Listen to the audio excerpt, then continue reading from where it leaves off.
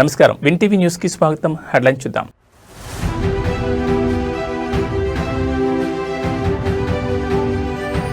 నేటి నుంచి 2 రోజుల పాటు మలేషియాలో ప్రధాని మోడీ టూర్. మలేషియా ప్రధాని అన్వర్తో మోడీ భేటీ.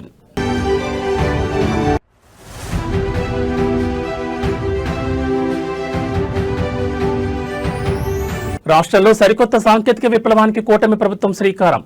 నేడే క్వాంటం వ్యాలీకి శంకుస్థాపన.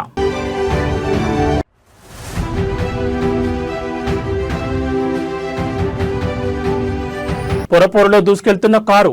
నేడు కామారెడ్డి జిల్లాలో కేటీఆర్ పర్యటన.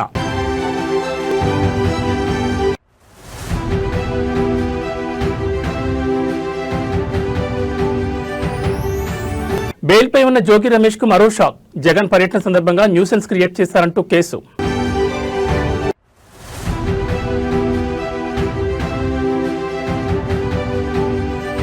అదనపు టారిఫ్లను తగ్గించిన ట్రంప్. రష్యా చమురు దిగుమతుల నిలిపివేతకు భారత్ కట్టుబడి ఉందని వెల్లడి. ఇక డీటెయిల్స్ చూస్తే ప్రధాని నరేంద్ర మోడీ 2 రోజుల మలేషియా పర్యటనకు బయలుదేరారు. ఈ పర్యటనలో భాగంగా ఆయన మలేషియా ప్రధాని అన్వర్ ఇబ్రహీంతో భేటీ కానున్నారు. రక్షణ, ఇంధనం, వాణిజ్యం, పెట్టుబడులు, విద్య, సంస్కృతి, పర్యాటక రంగాల్లో ఇరు దేశాల మధ్య ద్వైపాక్షిక సంబంధాలను మరింత బలోపేతం చేయడంపై ఇరువురు నేతలు చర్చించనున్నారు. ఈ పర్యటనకు బయలుదేరే ముందు ప్రధాని మోడీ ఒక ప్రకటన విడుదల చేశారు. రక్షణ, భద్రతా సంబంధాలను మరింతగా పటిష్టం చేసుకోవడమే మా లక్ష్యం. ఆర్థిక ఆవిష్కరణల భాగస్వామ్యాన్ని పెంపొందించుకుంటూ నూతన రంగాల్లో మా సహకారాన్ని విస్తరిస్తామని ఆయన పేర్కొన్నారు. డిజిటల్ ఆర్థిక వ్యవస్థ వంటి ఆధునిక అంశాల్లో కూడా మలేషియాతో కలిసి పనిచేయడానికి భారత్ సిద్ధంగా ఉందని ఆ ప్రకటనలో తెలిపారు. మలేషియా అభివృద్ధిలో అక్కడి భారతీయ సంతతి పోషిస్తున్న పాత్రను ప్రధాని మోడీ కొనియాడారు. మలేషియాలోని భారతీయులను కలుసుకోనున్నానని తెలిపారు. మలేషియా పురోగతికి వారి అపారమైన కృషి ఉందన్నారు. ఈ 2 దేశాల మధ్య ఒక సజీవ వంతెనలా వారు పోషిస్తున్న పాత్ర చారిత్రక స్నేహానికి బలమైన పునాది అందిస్తోందని మోడీ ప్రశంసించారు.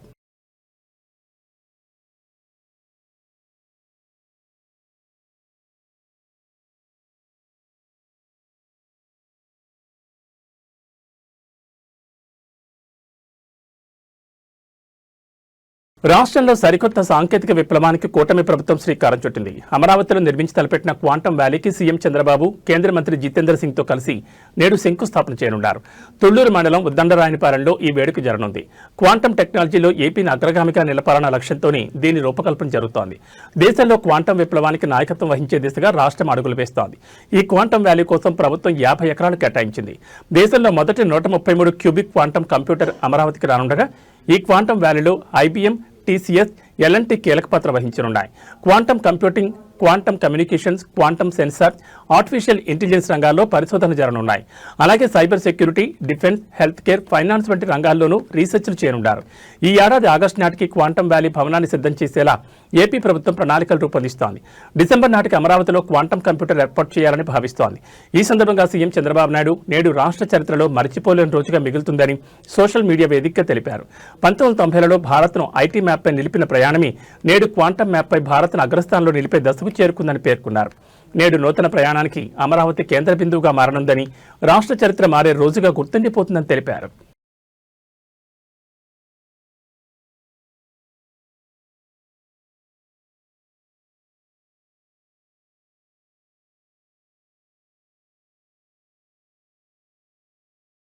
మున్సిపల్ ఎన్నికల ప్రచారంలో భాగంగా నేడు కామారెడ్డి జిల్లాలో బీఆర్ఎస్ వర్కింగ్ ప్రెసిడెంట్ కేటీఆర్ పర్యటించనున్నారు. బాన్సువాడ, బిచ్చుకుంద, ఎల్లారెడ్డి పట్టణాల్లో బీఆర్ఎస్ అభ్యర్థులకు మద్దతుగా ప్రచారం చేయనున్నారు.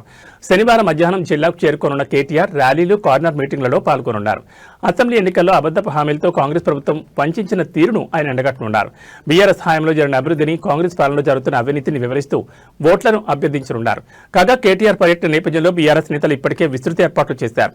బాన్సువాడ, బిచ్చుకుంద, ఎల్లారెడ్డి పట్టణాల్లో ర్యాలీలు, కార్నర్ మీటింగ్లు జరిగే ప్రాంతాలను గులాబీ జెండాలతో ముస్తాబు చేశారు. మాజీ ఎమ్మెల్యేలు బాజిరెడ్డి గోవర్ధన్, జాజాల సురేందర్, హనుమంత్ షిండే దగ్గరుండి ఏర్పాట్లను పర్యవేక్షిస్తున్నారు. మధ్యాహ్నం బాన్సువాడకు చేరుకోనున్న రామన్న కొయ్యగుట్ట, అమరవీరుల స్తూపం నుంచి పట్టణంలోని ప్రధాన రహదారి వెంట రోడ్ షో నిర్వహించనున్నారు. అనంతరం అంబేద్కర్ చౌరస్తాలో సుమారు 10,000 మందితో నిర్వహించనున్న బహిరంగ సభలో పాల్గొంటారని ఆర్టీసీ మాజీ చైర్మన్ బాజిరెడ్డి గోవర్ధన్ తెలిపారు.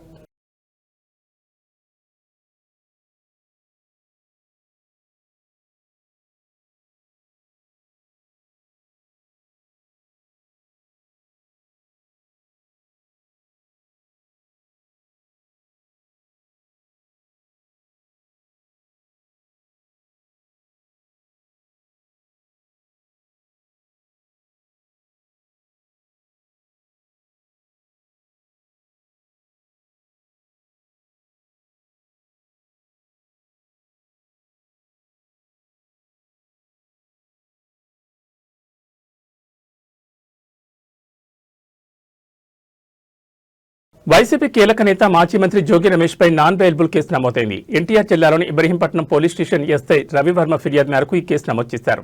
మాజీ సీఎం వైసీపీ అధినేత వైఎస్ జగన్మోహన్ రెడ్డి ఇటీవల ఇబ్రహీంపట్నంలో పర్యటించిన సందర్భంగా జోగి రమేష్ ఆధ్వర్యంలో వైసీపీ నేతలు బైక్ ర్యాలీ, భారీ జనసమీకరణ చేపట్టారు. ఈ కార్యక్రమాల వల్ల పబ్లిక్ న్యూసెన్స్ కారణమయ్యారని, పోలీసుల విధులకు ఆటంకం కలిగించారని ఫిర్యాదులో పేర్కొన్నారు.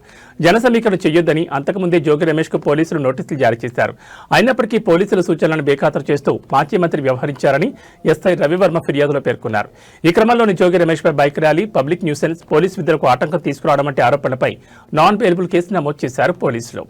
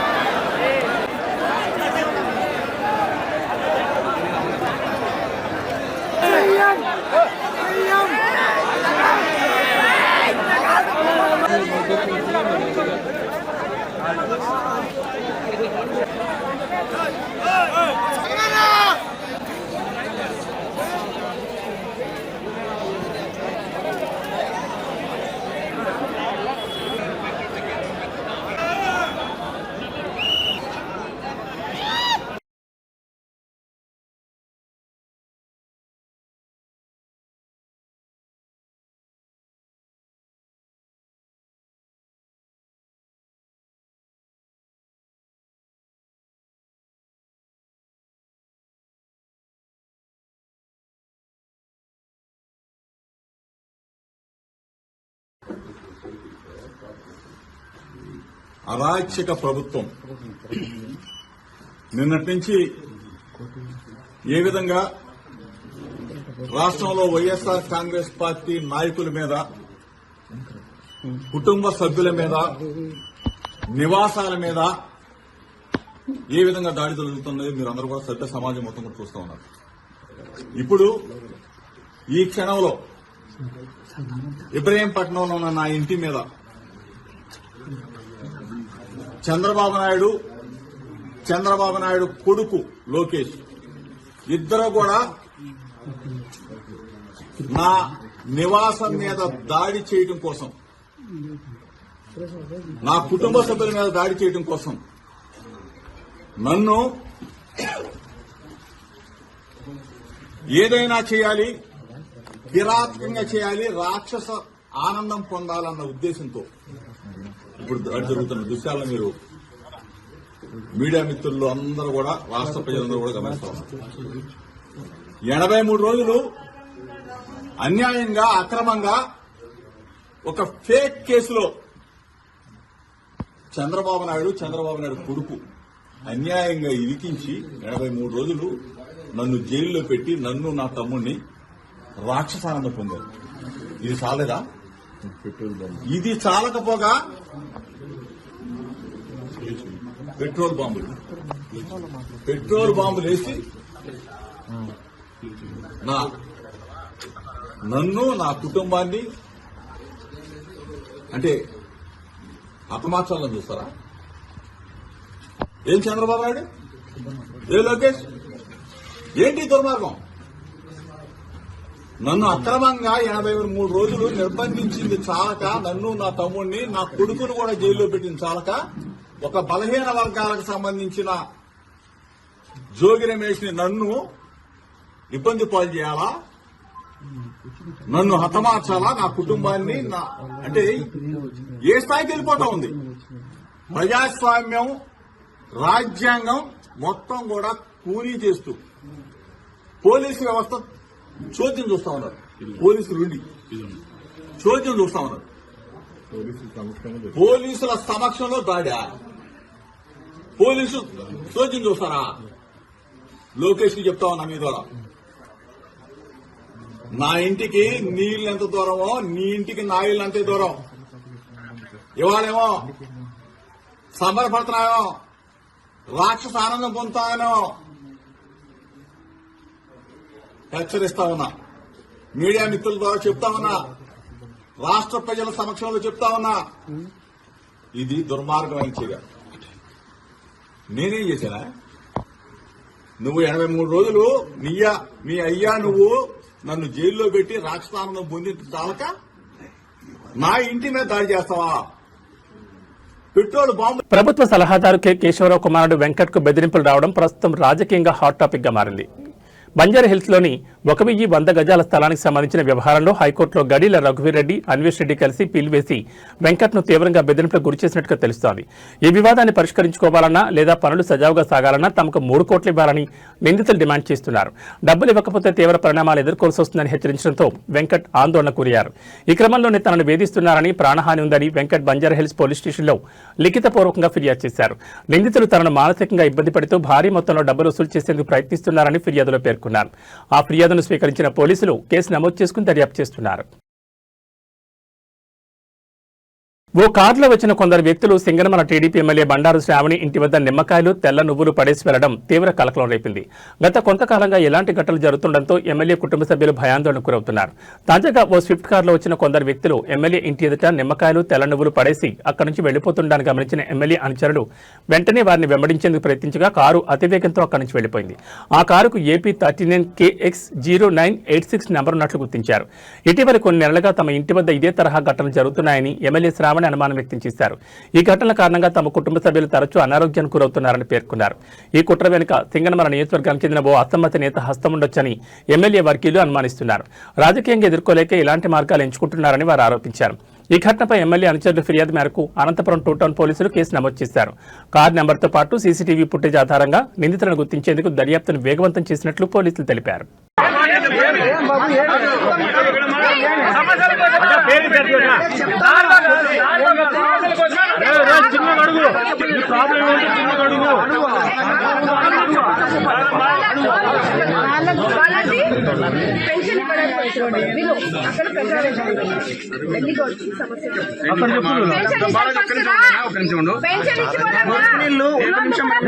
మాట్లాడదాము ఓకేనా? ఒక 50-60 ఇండ్ల నుంచి మా ఇంటి దగ్గర అంటే పొలంలోకి మురికి నీళ్ళు వెళ్తున్నాయి. ఆ సమస్య ఎవరు పట్టించుకోవట్లేదు. ఒకసారి మీరు వచ్చి చూడండి. ఫార్మసిస్ట్ కదా, నీ ఊర్లో అన్ని జరిగినాయి. నీకున్న లోకల్ సమస్య వల్ల పని చేయట్లేదు. నేను అధికారుల్ని ఇప్పుడు అందుకే పిలిచినాను. మీరు అక్కడ రండి. మీ ఊరు సమస్య మీకు తెలియదు కాదు. చేయడానికి లోపల రానిట్లేదు. ఈ రోజు ఈ గ్రామానికి రావడానికి కారణం ముఖ్యంగా ఈ ఊర్లో సమస్య ఉందని తెలిసినా కూడా సమస్య ఉన్న గ్రామానికి వెళ్ళి సమస్యలు తీర్చాలనే ఆలోచన బాగుంది.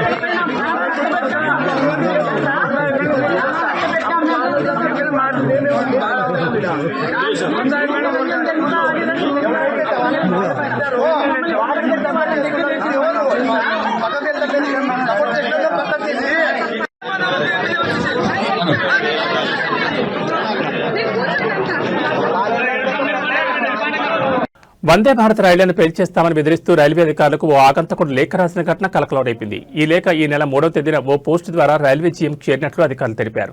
ఈ లేఖలో హైదరాబాద్ లో ఉంటున్న 4 జిహాదీ బృందం వందే భారత్ రైళ్లను లక్ష్యంగా చేసుకుని దాడులకు పథకం వేస్తారంటూ ఆగంతకుడు ఆ లేఖలో పేర్కొన్నాడు. వందే భారత్ వెళ్లే లైన్లలో బాంబులు పెట్టి 250 మందిని చంపేందుకు పథకం వేస్తారంటూ లేఖలో ప్రస్తావించాడు. రైల్వే మార్గాల్లో ప్రమాదకర చర్యలకు సిద్ధమయ్యారనే ఆరోపణలను లేఖలో ప్రస్తావించారు. అలాగే 4 వ్యక్తుల పేర్లను కూడా లేఖలో పేర్కొన్నట్లు సమాచారం. ఈ లేఖ వెంటనే రైల్వే పోలీసులు అప్రమత్తమయ్యారు.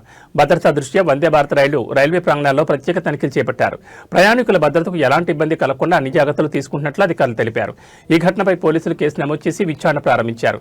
ప్రస్తుతం పరిస్థితి పూర్తిగా నియంత్రణలో ఉందని, ప్రజలు ఆందోళన చెందాల్సిన అవసరం లేదని రైల్వే అధికారులు స్పష్టం చేశారు.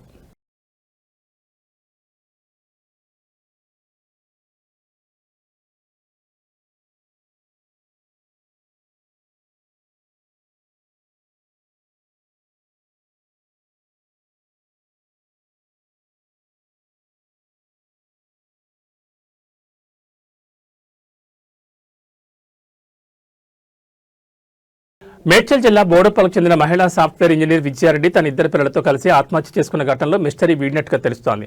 డిప్రెషన్తోనే ఆమె చనిపోవాలని నిర్ణయం తీసుకున్నట్లుగా పోలీసులు ప్రాథమికంగా అంచనాకొచ్చారు.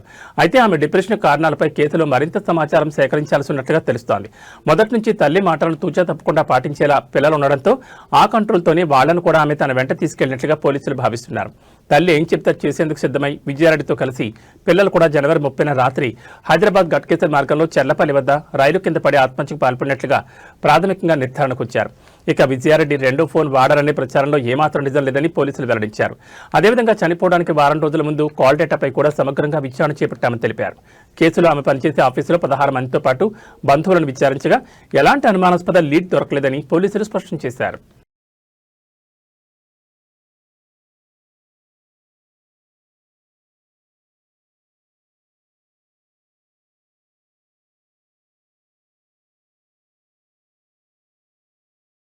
హైదరాబాద్ విజయవాడ జాతీయ రహదారిపై ఎన్టీఆర్ జిల్లా కంచికిచర్ల మండలం కేసర్ వద్ద ఓ ప్రైవేట్ ట్రావెల్స్ బస్సు అగ్ని ప్రమాదానికి గురైంది. బస్సు దగ్ధమైనప్పటికీ డ్రైవర్ అప్రమత్తతో పెను ప్రమాదం తప్పింది. ప్రయాణికులందరూ సురక్షితంగా బయటపడడంతో అందరూ ఊపిరి పీల్చుకున్నారు. హైదరాబాద్ నుంచి విజయవాడకు బయలుదేరిన ప్రైవేట్ ట్రావెల్స్ బస్సులో ఒక్కసారిగా వెనుక భాగంలో మంటలు చెలరేగాయి. వెనుక నుంచి పొగలు మంటలు రావడానికి గమనించిన డ్రైవర్ వెంటనే అప్రమత్తమై బస్సును రోడ్డు పక్కకు నిలిపివేసి ప్రయాణికులను క్షణాల్లో బయటకు దించాడు. అప్పటికే మంటలు వేగంగా వ్యాపించడంతో బస్సు పూర్తిగా దగ్ధమైంది. బస్సులో ఉన్న మొత్తం 39 మంది ప్రయాణికులు సురక్షితంగా బయటపడడంతో పెను ప్రమాదం తప్పింది. ఈ ఘటనలో ఎవరికీ గాయాలు కాలేదని అధికారులు తెలిపారు. డ్రైవర్ తీసుకున్న సత్వర నిర్ణయంతోనే పెద్ద ప్రమాదం తప్పిందని స్థానికులు చెబుతున్నారు. బస్సు అగ్ని ప్రమాదం కారణంగా జాతీయ రహదారిపై ట్రాఫిక్ అంతరాయం ఏర్పడింది. సమాచారం అందుకున్న పోలీసులు ఘటనా స్థలాన్ని చేరుకుని ట్రాఫిక్ ను క్లియర్ చేశారు. అగ్నిమాపక సిబ్బంది అక్కడికి చేరుకుని మంటలను అదుపులోకి తీసుకొచ్చారు. బస్సు వెనుక భాగంలో ఉన్న ఇంజన్ లేదా వైర్లలో సాంకేతిక లోపం వల్లే ఈ అగ్ని ప్రమాదం జరిగి ఉండొచ్చని పోలీసులు ప్రాథమికంగా అనుమానిస్తున్నారు. ఘటనపై కేసు నమోదు చేసి దర్యాప్తు చేపట్టారు.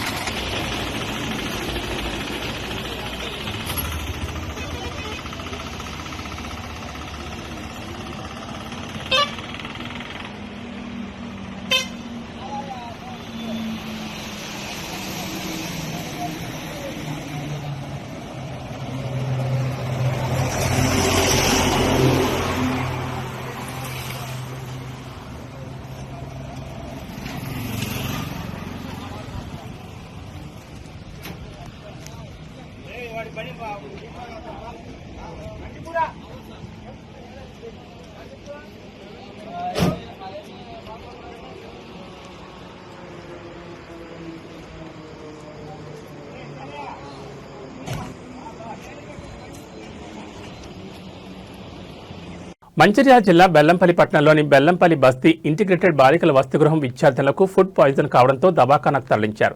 శుక్రవారం రాత్రి హాస్టల్లో భోజనం చేసిన కాసేపటికే విద్యార్థులకు వాంతులు, విరేచనాలు, గొంతు మండటం, శ్వాస తీసుకోవడంలో ఇబ్బంది కలిగింది. బీఆర్ఎస్పీ జిల్లా అధ్యక్షుడు బడికల శ్రావణ్, నాయకులు అరుణ్ ప్రసాద్, ఈట రాకేష్, నరేష్, మహంత్ ఆధ్వర్యంలో ప్రత్యేక వాహనాలు ఏర్పాటు చేసి బెల్లంపల్లి ప్రభుత్వ దవాఖానకు తరలించారు. 6, 7వ తరగతి చెందిన 15 మంది విద్యార్థులు దవాఖానాలో చికిత్స పొందుతున్నారు.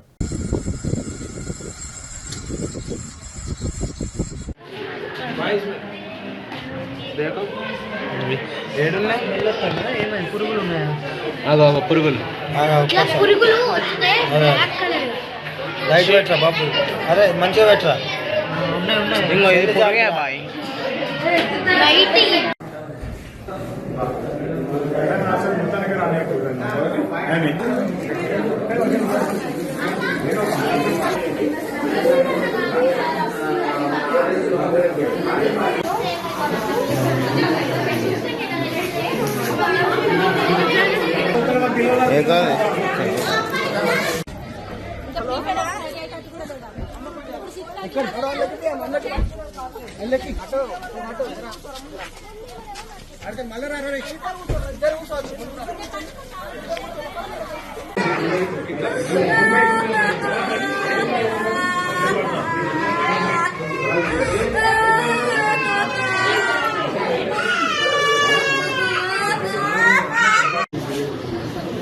ఏమి పడుతున్నావు, చలిపెడుతున్నా, ఏం కాదు, ఏం కాదు, భయపడకు,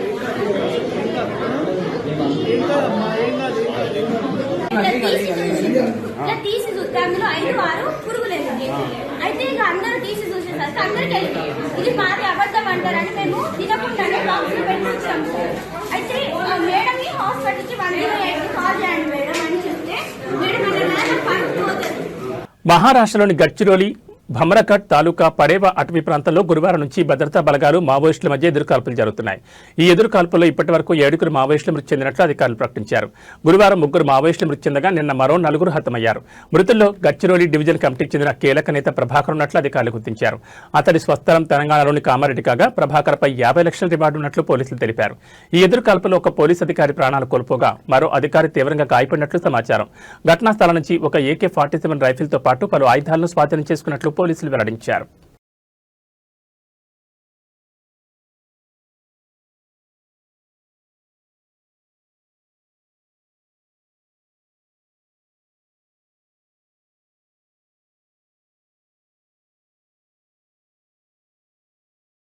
అమెరికా అధ్యక్షుడు డొనాల్డ్ ట్రంప్ భారత్కు శుభవార్త చెప్పారు. ఇటీవల భారత్పై విధించిన ప్రతీకార సుంకాలను రద్దు చేస్తున్నట్లు ప్రకటించారు. రష్యా నుంచి చమురు దిగుమతులను ఆపేసే విషయంలో భారత్ కట్టుబడి ఉందని, దీంతో టారిఫ్లను తగ్గిస్తున్నామని ట్రంప్ చెప్పారు. ఈ మేరకు ఎగ్జిక్యూటివ్ ఆర్డర్పై ఆయన శుక్రవారం సంతకం చేశారు.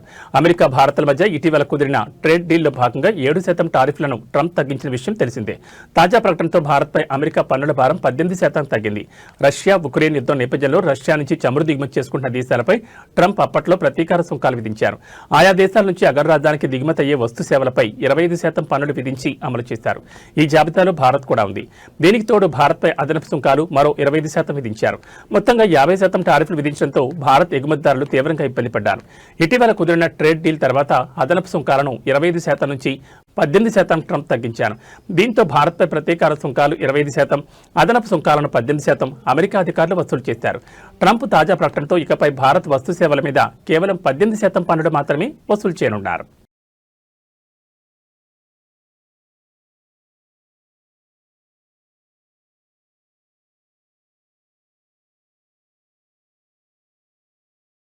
ఇస్లామాబాద్లోని షియా మస్జిద్పై జరిగిన ఘోర ఆత్మహత్యాన్ని నిరసిస్తూ కాశ్మీర్లోని పలు ప్రాంతాల్లో భారీ నిరసనలు జరిగాయి. మైనార్టీలను లక్ష్యంగా చేసుకుని జరుగుతున్న దాడులను అరికట్టడంలో పాకిస్తాన్ విఫలమైందని నిరసనకారులు మండిపడ్డారు.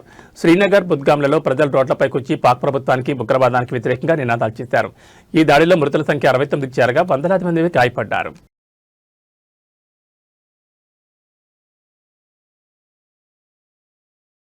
ఇక బులెటిన్ ముగించే ముందు హెడ్లైన్స్ మరోసారి.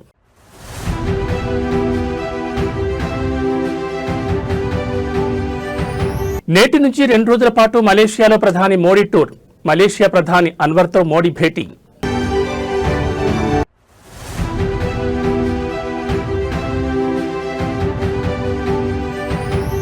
రాష్ట్రంలో సరికొత్త సాంకేతిక విప్లవానికి కూటమి ప్రభుత్వం శ్రీకారం. నేడే క్వాంటం వ్యాలీకి శంకుస్థాపన.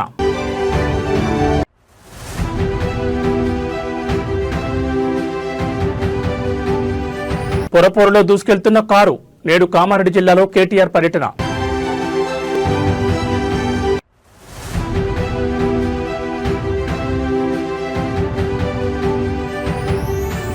బెయిల్పై ఉన్న జోగి రమేష్ కు మరో షాక్. జగన్ పర్యటన సందర్భంగా న్యూసెన్స్ క్రియేట్ చేశారంటూ కేసు.